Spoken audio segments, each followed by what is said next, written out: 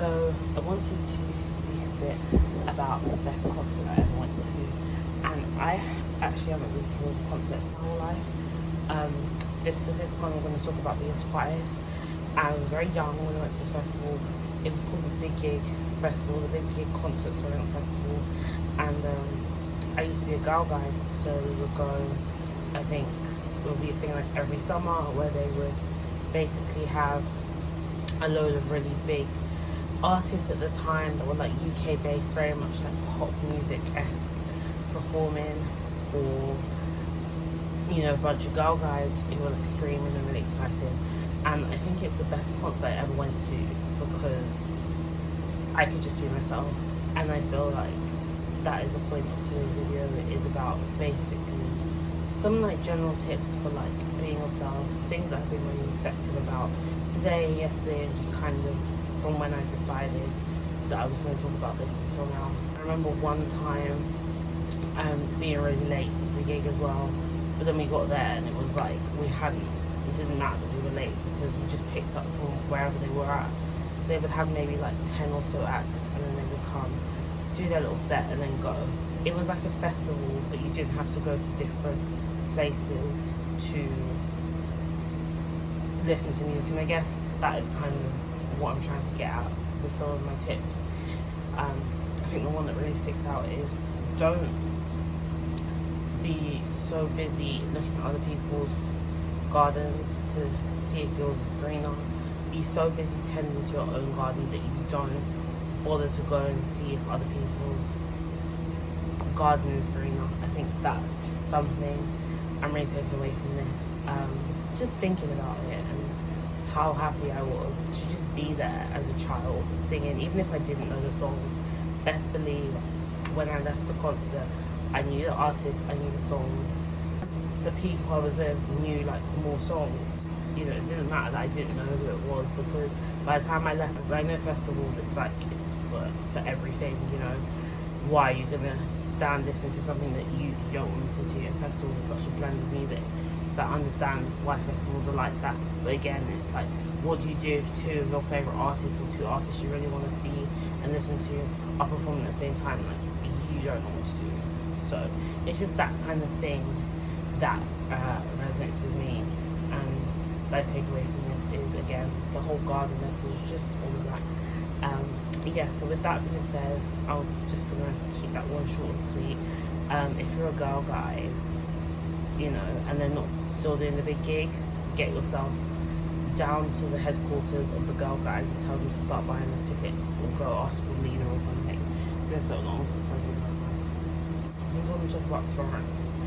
I was going to talk about Florence yesterday, but then I didn't. I wanted to talk about Damn It because I was in a very unserious mood. But today I'm in a more serious mood, and I think I want to talk about Florence. So Florence is one of the more upbeat songs on the album, but it's got more of like a serious message, I guess. I think it's very much about like difficulty and struggle, but completely flipping that on its head and making it something positive. Yeah, so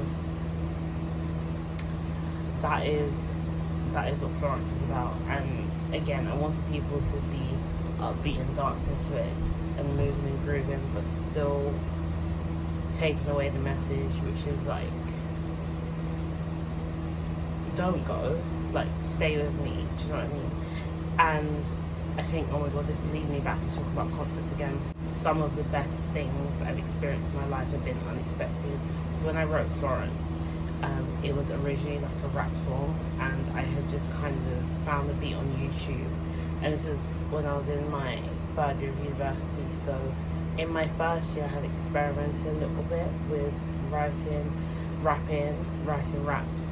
I never performed anything, I never recorded anything. Second year, I started to pick up freestyling, and I started to post things online and something on SoundCloud. And then by third year, like, I was preparing to maybe release something on streaming platforms, which I'm glad I eventually did. But yeah, so when I wrote Florence, I was in a very like kind of not as angry as like I wasn't, when I wrote drive through, like I've described in the first video or second video, the third video, I don't know. But I was definitely like reflective, and then I flipped out his head and made it like just come back to me, like it doesn't matter what it is, that look, I'm sorry, come back. So there's not really a big message to take away from this, because I kind of went over that big message when I was talking about my favorite concerts.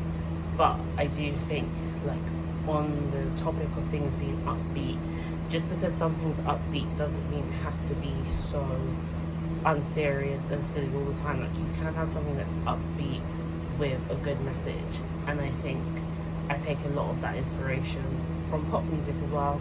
Even though I don't necessarily release pop music, I feel like pop music, a lot of it, especially when you get to spring, summer, it's very upbeat, very jumpy. They then do the house remixes, the drum and bass remixes some of the time, which obviously transforms it and takes it into a whole another dimension, but you can still have a serious message with an upbeat tempo. Yeah, so that's what Florence is about, and that's what Florence conveys. And yeah, I can't wait to, you know, do more with Florence. Anyway, thank you guys.